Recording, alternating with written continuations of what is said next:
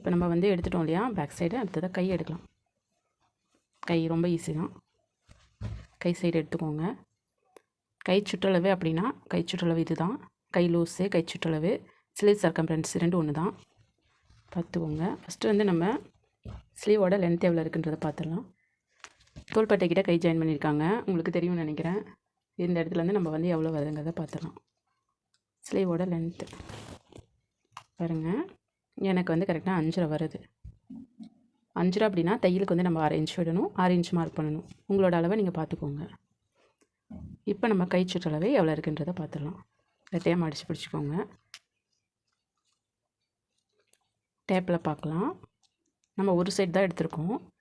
6.25 வருது சரிங்களா. அப்போ 6.25னா 12.5 வரும். இப்படி மொத்தமாக பார்த்தோம்னா 12.5 வரும்.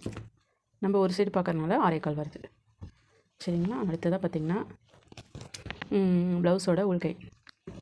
உள்கை அப்படின்னா உள்ளுக்குள்ளே இருக்கல இந்த கை தான். இது கண்டிப்பாக அளவு வேணும். இது கரெக்டாக இருந்தால் தான் ஆம்கூல் ரவுண்டு கரெக்டாக கிடைக்கும். அப்போ தான் நம்ம வந்து கை மார்க் பண்ண முடியும். கை ஜாயிண்ட் வரைக்கும் எவ்வளோ இருக்குன்றதை பார்த்துடலாம். கரெக்டாக எனக்கு வந்து 3.25 வந்திருக்கு.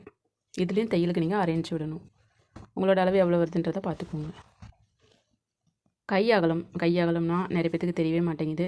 பாருங்கள், நான் கிளாஸில் சொல்லும் போதெல்லாம் நான் வந்து சொல்லிகிட்ருக்கேன். பாருங்கள், இது கை அகலம் அப்படின்னா நடுவில் இருக்கிற கையோட அகலம் சுற்றளவு சரிங்களா. ஏன்னா இது வந்து ஒவ்வொருத்தவங்களுக்கு கை ஒல்லியாக இருக்கலாம், ஒவ்வொருத்தவங்களுக்கு கை வந்து குண்டாக இருக்கலாம். இது வந்து கண்டிப்பாக தேவை இந்த அளவு. இல்லைன்னா வந்து பத்தாமல் போயிடும். கை வந்து எல்லாம் உடம்புலாம் சரியாக இருக்குது, எனக்கு கை பத்தவே இல்லை, நான் எவ்வளவோ தையல் பிரிச்சிட்டேன் பத்தலை அப்படின்னு சொல்லிட்டு வருவாங்க இல்லையா. இதை நீங்கள் கவனிச்சோங்க. இதோட அளவு நீங்கள் மார்க் பண்ணுறப்ப மார்க் பண்ணணும். நான் மார்க் பண்ணுறப்ப உங்களுக்கு வந்து நான் சொல்கிறேன். இப்போ நீங்கள் அளவு எடுத்துக்கோங்க. சென்டர் பகுதி பாருங்கள், கையோட நடுவுலேருந்து எடுத்திங்கனாவே சரியாக இருக்கும்.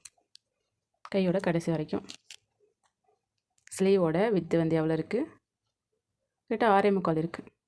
இது கண்டிப்பாக முக்கியம். ஒவ்வொருத்தவங்களுக்கு 7.5 வரைக்கும் கூட வரலாம், ஒவ்வொருத்தவங்களுக்கு 8 வரலாம், ஒவ்வொருத்தவங்களுக்கு 5.5 கூட வரலாம். கை ஒல்லியாக இருந்ததுன்னா கம்மியாக வரும், பார்த்துக்கோங்க. கை எடுத்துட்டோம், பேக் சைடு எடுத்துட்டோம். அடுத்தது ஃப்ரண்ட் சைடு எடுத்துக்கலாம்.